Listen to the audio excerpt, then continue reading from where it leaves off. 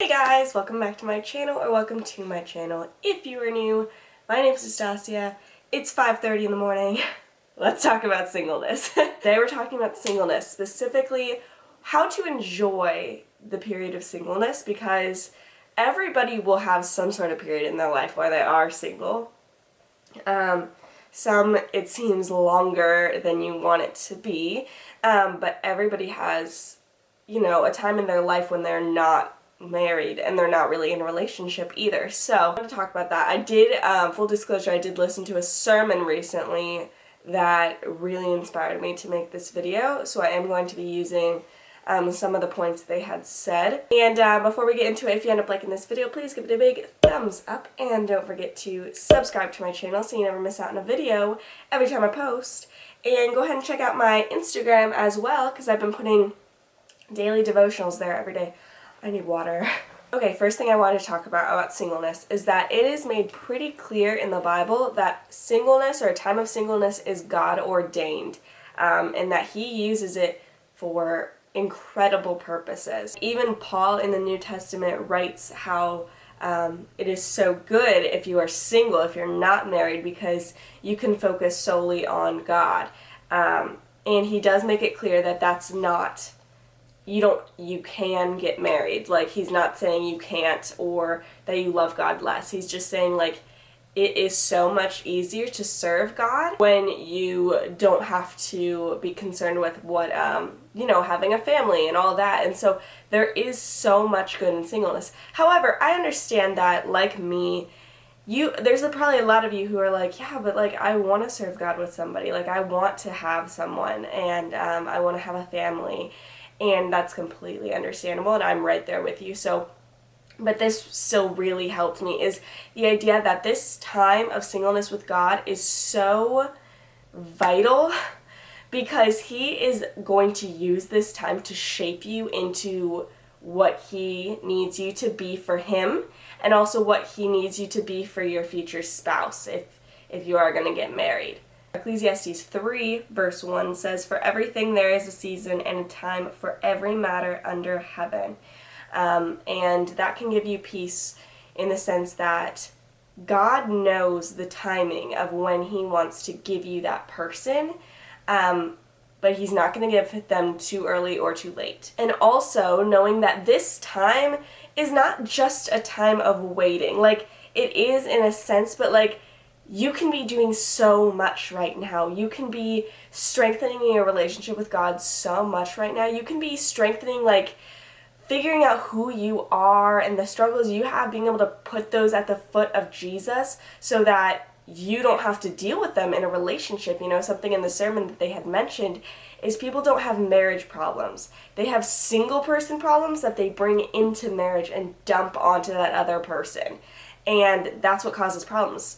And so, like, if you can deal with anything right now, if you have any kind of addictions, if you have any kind of struggles, if you struggle with drinking too much, if you struggle with pornography, even if you struggle with something as kind of simple as you don't feel like you're good at being vulnerable with people, you don't feel like you're good at sharing your emotions, that's something that needs to be handled, especially before you're getting married one day, because you might end up with somebody like me who is such an emotional person and wants somebody who is equally vulnerable, or at least tries to be, with me. And so there are certain things that, like, you gotta get through. If you're addicted to pornography, you gotta stop that before you even get into a relationship, because it kills relationships. It kills everything around you, and it kills your heart and your mind. And so something like that, like, don't just sit on this time. Use it, because this could be a time where God is saying, I can see where you're going to meet your future husband, but before I can get you there, like, you have all this time that you need to do some things with me. Like, we need to work on you, because you're not going to be dumping all of this onto another person that falls short and expect them to be able to fix you, because they can't. Like, I feel like so many people think once they get into the right relationship or get married or whatever, that all their problems get solved, and that does not happen. it doesn't happen. And if you wait around with that expectation, you're going to be so dissatisfied when you are with that person, because you're going to think, oh, I thought it'd be so much different. I thought I wouldn't have this issue anymore. And like, if that's the case, like, you're not ready for that person yet. And so I say take this time to write down, honestly, I challenge you to write down these things that you think would be unhealthy to bring into a marriage. So it could be something like, maybe you still have shame, you carry shame from some sort of sexual sin, or maybe you don't trust men because you have had really bad issues with men in your past or your family or something like that. Write down these things, anything. And also, you know, any area of your life with Jesus that you feel like is not strengthened enough yet. Like, you don't want to enter a marriage where you are unequally yoked. And that could also mean, even if you're both Christian, but maybe the woman is more of the spiritual leader than the man, that is not biblical. The man is supposed to be like the head of the household, always pushing her towards Jesus. And that doesn't mean she isn't also doing that, but like, if he can't even do that, then he's not ready for you yet. And so, point being, take this time, write down things that you know you should be working on, and ask God to reveal them to you too, because your brain's not going to want to write down things that you're bad at right now. So ask him to reveal those things to you so that you can surrender them to him. Another thing, during this time, this is a vital time to be praying for your future spouse. So for me, my future husband, keep a journal. That's what I do. I keep a journal, and I pray specifically for my future husband every single night. I pray for what he's doing. I pray for I pray for him to, like, God to reveal wisdom to him and guidance and all sorts of stuff like that. Because prayer is powerful, and God is living and active, and he goes and he does things. And so if you are praying to him right now, even if you don't know that person, God knows that person. If you are praying for their safety, if you're praying for them to overcome whatever struggle they're going through right now, if you're praying for them to have rest or peace or something, then God will work. He will do that. And then you are able to have the peace of mind that even though you don't know that person yet, you can pray for them. And you can know that wherever they are, God is taking care of them. Also, it helps in the waiting, because it helps you feel kind of more connected to that person that you don't know. And it helps me at least not then chase after just any person that gives me attention. Because I have my eyes focused on, no, I have somebody out there who God is preparing for me, and God is preparing me for them, and I'm not going to chase after the wind and chase after men that are not supposed to be mine. I might be repeating things that I have said in previous videos about being single, but like, I'm trying to condense it all into where I am now, and like different things that I've learned that have been really helpful. Something else that I have recently prayed that has helped me, and I definitely challenge you to do the same thing, is I prayed recently, God, only give me eyes for you and my future husband. Because like I said, I can get distracted with anybody who gives me attention sometimes.